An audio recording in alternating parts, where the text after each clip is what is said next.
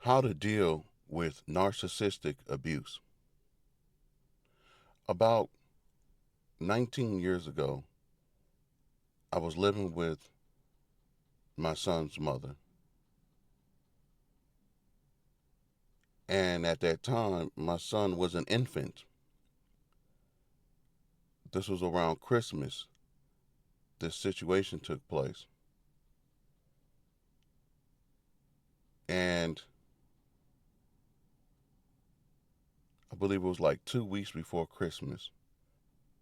My son's mother asked me, hey, let's get our son a Christmas tree. Now, I had just got done paying the rent, paying the gas bill, paying the electric bill, paying all the bills, right? We both just got done doing that. And she all of a sudden wanted to get a Christmas tree for our infant son. I think he was like 6 months old. He wasn't even a year old yet. And I said, look here, we ain't got the money for a Christmas tree. And she didn't only want to get a Christmas tree, she wanted to get the most expensive Christmas tree. $80, $100, $100 something Christmas tree, if my memory serves me correctly. And I said, no, that's not important. So she proceeds to grab my wallet out of my back pocket. So it's like a tussle. And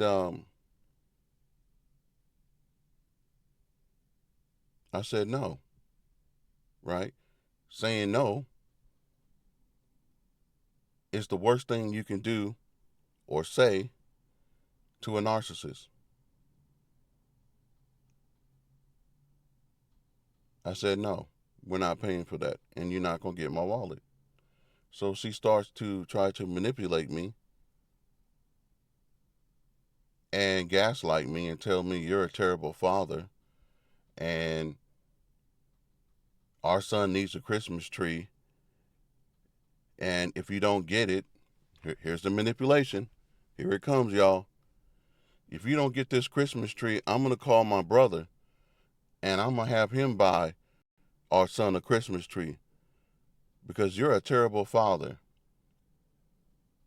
Now, to be quite honest with you, fellas, I didn't want her brother to help. And I didn't want her brother to be in our business. And that also hits you as a man, right? Another man stepping in to help your family. It makes you look bad.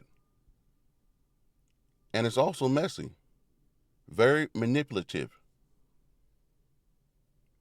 So I told her, no, you're not going to do that either. So she proceeds to take my wallet. Now, mind you, before all this happened, this is going to sound funny, but I was sitting on the couch reading the Bible, and she come messing with me. So she's trying to take my wallet again, and now we're tussling, right? I'm holding on to the wallet. She's just a little one. She's like about 5'2", 5'3". She's small. She can't handle me. So I just held on to the wallet. I didn't put hands on her or nothing, because I already know how this could go. So she's wrestling with me, taking this wallet, and in the interim, scratching the hell out of my back, my face. I mean, I look like I don't know if you guys remember Bruce Lee.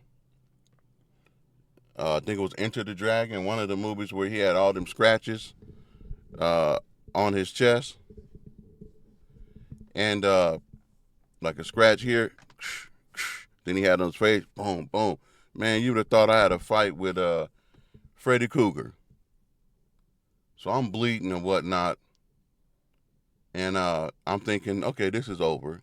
She didn't get what she wants. She had a temper tantrum, and she goes, I walk in the kitchen, and she goes to get a knife, and my back is up against the wall, and she comes at me like Friday the 13th, like Jason, and comes down like she's gonna put the knife in my chest. Of course, I scream like a little. I laugh now, but it ain't funny, man. I scream like a little girl, right? Because I'm thinking I'm dead. So, so she goes to stab me in my chest. So I bend backwards, and I'm like, you know what? Nah, I'm gonna teach you a lesson. You don't do this to me. I called the cops.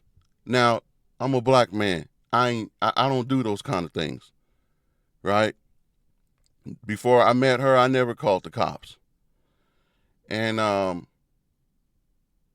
as I called the cops, she was trying to. Okay, so we're on the third level in our apartment complex. I called the cops, and as I'm calling the cops and I'm letting the police, the dispatch person know what happened, she's like, "Oh my God, I can't believe you're calling the cops." So she goes to try to push me out of a closed window while I'm on the phone. Then she's acting real frantic, and she goes to grab our infant son and proceeds to get him all together and get herself together. So about 20 minutes went by, and she's like, "Oh my God, I can't believe you did this. You called the police." And next thing you know, she walks out the door with our infant son, and she's walking to the elevator, and lo and behold, here come about 3 or 4 cops, and they're like, "Hey, how you doing? Are you so and so?" And she says, "Yes." And they say, "Okay, well, let's go right back to the apartment." And they started asking questions.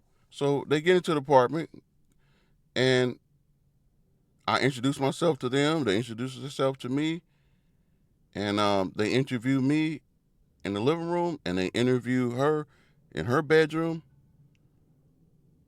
And I'm thinking I'm going to jail, right? Because I was so upset, and I felt like I got to teach her a lesson. Like, you can't do this and not and get away with it. Not gonna happen. So I'm sitting on the couch, and they're interviewing me, asking me all kind of questions, and they're seeing all this blood. And then I can hear her in the back room winding it up. "Oh, he hit me. He did this. He did that." And so so they get both of us together, and they're like, "Ma'am, your boyfriend here is all bloody, and you ain't got one scratch, and he's a pretty big guy. I would think you would have. Do you have any scratches? Any swollenness? Did you get hit in the jaw? What happened?" And she couldn't show anything. She couldn't prove anything. So then they take pictures of all the scratches on my back and on my chest and on my face and my neck. And the police officer said, by the looks of everything, look like you're the one that was abusive. And he says, "Well, turn around. You're under arrest." Now she goes to so she says, so she's stalling. "Can I go to the restroom?" And they say, "Sure, go ahead." So she goes to the restroom. She's taking her sweet time. And then she comes out. She tells the police officer, "Can I call my brother to pick up my son?" And the police officers, they're scratching their head like, "What?" Like, wait, hold on. You, you're the dad, right? "Yes, sir, I am." "Can you take care of your son?" "Absolutely." And the police officer looked confused and was like, "Wait, hold, no. Ma'am, turn around, spread your legs." "Okay." He patted her down, and he arrested her and walked her to the elevator to put her into the police car.